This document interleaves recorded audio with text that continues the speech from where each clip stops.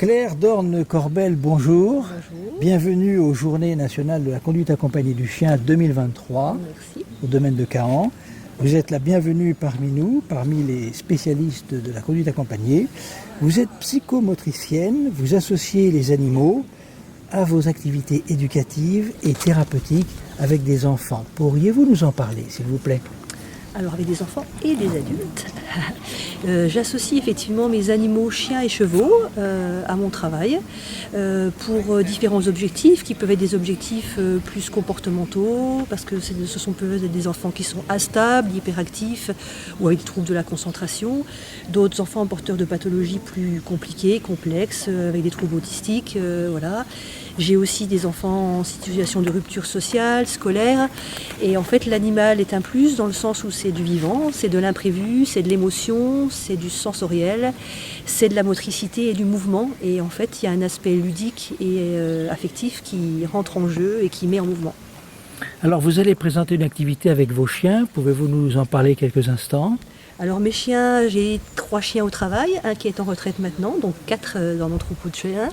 Voilà. L'idée c'est d'utiliser différentes activités qui sont au départ des activités dites de sport canin, comme l'agility, le dog dancing ou des choses beaucoup plus éducation canine. Mais pour en faire quelque chose qui soit ludique et qui puisse me faire travailler mes objectifs, c'est-à-dire les repères dans l'espace, la concentration, la mémorisation, voilà, des apprentissages plus cognitifs. Et effectivement, via l'animal, en fait, tout ça, on peut l'aborder. Et vous observez quels résultats sur les enfants, les adultes, par votre médiation animale ? Le fait que ce soit beaucoup plus ludique que quand on est assis à une table sans bouger à l'école, c'est vrai quand même qu'on voit des enfants qui se mobilisent, qui se concentrent, qui arrivent beaucoup plus à mémoriser. Voilà, c'est facilitateur en général. Et puis aussi, ça permet un apaisement et une estime de soi qui n'est pas forcément le cas dans le cadre scolaire ou le cadre habituel des familles. Et vous êtes ici aujourd'hui dans les Journées nationales de la conduite accompagnée du chien, la CAC, une méthode développée par le docteur Nathalie Simon. En quoi la CAC pourrait-elle vous aider dans votre pratique quotidienne ? Je crois qu'un chien qui travaille en médiation, il a quand même besoin d'une éducation particulière. Et puis tout est toujours à faire évaluer et réévaluer. Les chiens, c'est pas des machines, donc c'est pas parce qu'ils ont appris des choses que c'est à vie.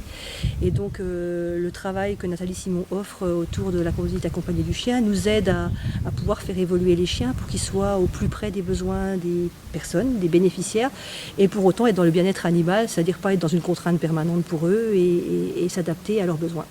Et c'est votre première journée à la CAC, ici au domaine de Caen. Quel est votre regard, quel regard portez-vous sur les journées de la CAC telles que vous les avez vécues aujourd'hui ? Il se dit beaucoup de choses avec lesquelles souvent on est tout à fait en accord. C'est riche de pouvoir croiser les regards avec d'autres professionnels ou d'autres personnes qui s'interrogent ou qui sont déjà dans des dynamiques telles que les nôtres. Donc ça fait aussi plaisir de savoir qu'on n'est pas tout seul à essayer de mettre des choses en place. Donc voilà, c'est tout bénef pour nous. Et d'où vous est venue cette idée de devenir ce que vous êtes ? Depuis très longtemps, en 3e, j'ai fait une rencontre qui m'a aiguillée vers la médiation animale, d'abord la médiation équine et puis maintenant également la médiation canine. Claire Corbel-Dorne, je vous remercie. Merci beaucoup.